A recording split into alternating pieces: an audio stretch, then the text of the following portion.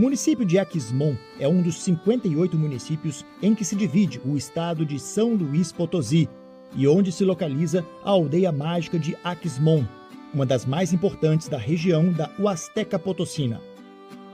O seu nome significa, em huasteco, árvore ao pé de um poço, o que certamente faz referência à Caverna das Andorinhas, uma caverna que os especialistas consideram como a caverna subterrânea ou vertical mais bonita do planeta.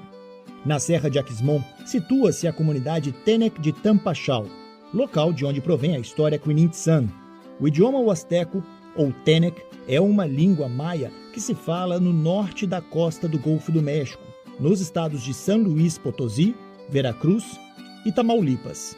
É a última língua viva do ramo huastecano desta família linguística, após a extinção do Tico-Muzelteco, em 1980. E é também a única que se encontra fora da grande área territorial das línguas maias, que engloba o sudeste do México, Guatemala e El Salvador. A tradição oral dos nossos povos é cultura que vive através de histórias que devemos conhecer e preservar. Hoje apresentamos o título A Cobra de Algodão, uma história na língua Tenec, narrada em português.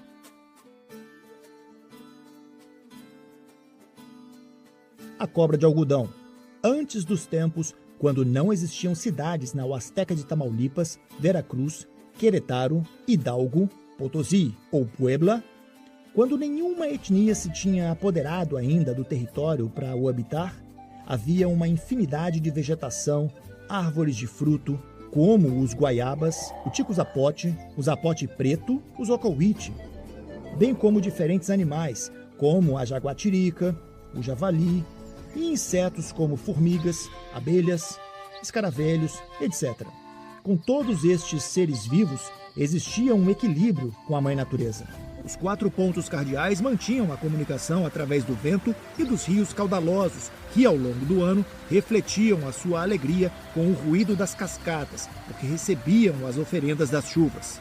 A terra mostrava toda a sua plenitude, abrigada pela folhagem das árvores. E não faltava o calor dos raios solares que iluminavam e ofereciam um espetáculo de cores diferentes a cada objeto ou animal que se pudesse encontrar. No meio desse maravilhoso mundo, vivia um animal com muita força e energia. Os outros seres vivos respeitavam-no, porque ele era o encarregado de vigiar para que nada faltasse neste ambiente natural, especialmente água.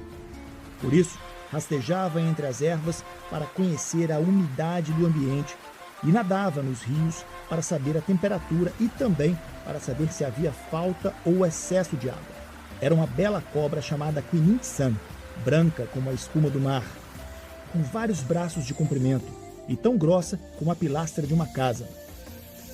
O tempo passava sem incidentes, mas com a chegada de uma pequena jangada ao Golfo do México, começaram algumas mudanças neste ecossistema. Nessa jangada veio uma família inteira, composta por vários homens e mulheres que traziam consigo crianças. Com a necessidade de sobreviver, começaram a mondar e a cortar árvores para construir as suas cabanas, caçando animais para satisfazer as suas necessidades de alimento. No entanto, refletiram o seu respeito fazendo um ritual no qual explicavam que só levariam o necessário e respeitariam a vida selvagem que ali se encontrava, que também se comprometiam a cuidar e a interagir-se como mais um habitante. A Quinintsan ouviu-os e sentiu a sinceridade das palavras dos recém-chegados e decidira aceitá-los e não fazer nada contra eles.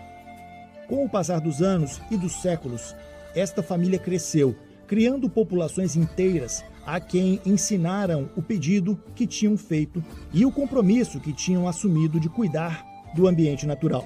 Porém, um dia, um grupo de homens sanguinários chegou e massacrou os habitantes daquele lugar. Alguns morreram torturados, outros de doença ou envenenamento, porque os homens sanguinários, depois de assassinarem os animais, atiravam-nos para os rios onde as pessoas bebiam a água. Com o terror que sofreram após a chegada dos homens sanguinários, as famílias que ali viviam optaram por se refugiar em grutas, nas selvas de difícil acesso, e algumas outras fugiram para a Serra Madre Oriental. A cobra Quinintsan nada podia fazer. Estava pasmada com tanta crueldade que observava.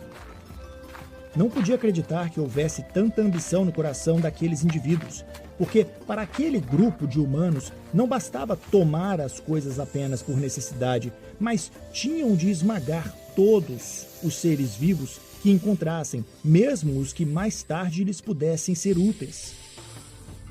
Enquanto assimilava tudo, continuava a viver naquele lugar, protegendo-o, dando-lhe a umidade e a temperatura de que necessitava.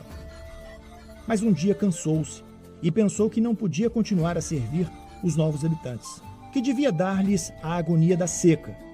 Por isso, falou com todos os animais e pediu-lhes que migrassem para a Serra Madre Oriental, para viverem em harmonia com os outros humanos que tinham fugido.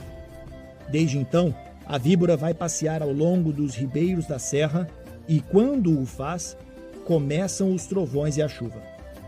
Agora quase ninguém a pode encontrar, apenas os animais e os humanos que realmente amam a natureza, aqueles que são puros no seu pensamento.